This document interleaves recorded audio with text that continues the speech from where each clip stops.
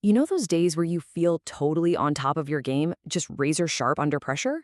And then other days, that exact same pressure makes your brain feel like it's wading through mud. Well, it turns out there's a really fascinating reason for that. And today, we're going to break down exactly why stress can absolutely kill your focus. Everything, and I mean everything we're about to talk about, really just boils down to this one simple idea. It's all about this fundamental conflict happening inside your brain between two very, very different hormones. This one sentence, well, it's the key to understanding your own performance when things get tough. So let's think about this like a battle for control of your brain. In one corner, you've got adrenaline. It's the fast-acting motivator. And in the other corner, you have cortisol, the long-term saboteur. Let's just look at how their jobs are completely different. Adrenaline, that's your ally during short bursts of stress, like a project deadline that's suddenly tomorrow. It puts you in ready mode and sharpens your focus. But cortisol? Cortisol is a totally different beast. It's triggered by ongoing stress, and its effect is the complete opposite. It dulls your thinking and shoves your brain into survival mode. All right, so let's start with the good guy in this story. Adrenaline is kind of like a helpful sprinter. It's there to give you that immediate, powerful push right when you need it most. So when adrenaline kicks in, you get this fantastic but very brief cognitive upgrade. Your alertness goes through the roof, your reaction time gets way faster, and your attention becomes laser sharp. But, and this is the crucial part, this effect is temporary. Adrenaline is built for a sprint, not a marathon. And that's exactly where the problem starts. Because when that short sprint of stress turns into a long, grueling marathon, that's when the long-term damage begins. The villain of our story, cortisol, arrives on the scene and just takes over. You see, when a stressful situation just doesn't end, your body makes a switch. That helpful adrenaline fades away, and your system starts flooding with cortisol.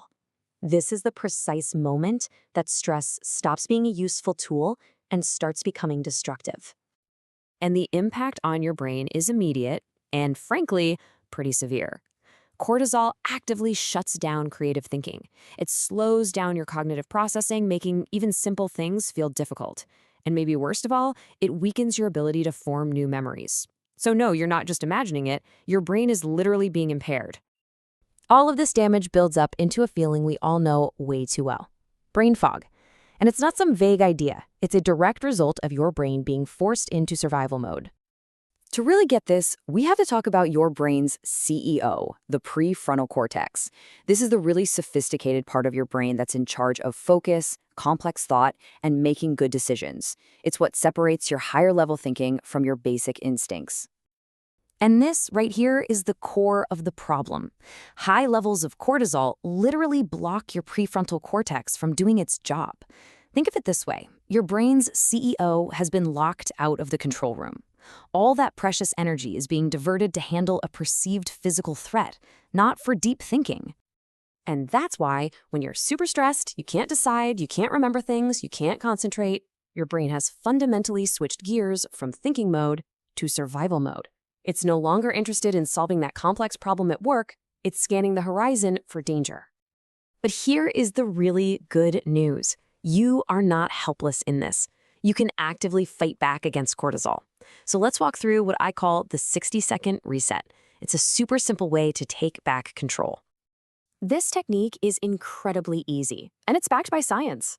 First, just find a quiet moment, even if it's just turning away from your desk. Inhale slowly for a count of 4. Then, and this is the most important part, exhale even more slowly for a count of 6. Just repeat this for 1 minute. That's it. See, making your exhale longer than your inhale actually activates your body's relaxation response. It's like sending a direct signal to your nervous system that the danger has passed.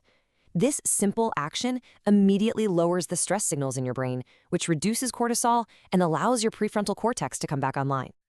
So the biggest takeaway here is this: stress is not just a feeling or a mood. It is a physiological process that actively robs you of your ability to think clearly. It literally steals your focus. And viewing it that way changes everything, doesn't it? Your focus isn't some abstract thing. It's a finite biological resource, just like your energy. So the real question isn't if you should protect it. The question is, knowing this battle is happening in your brain, how will you protect it?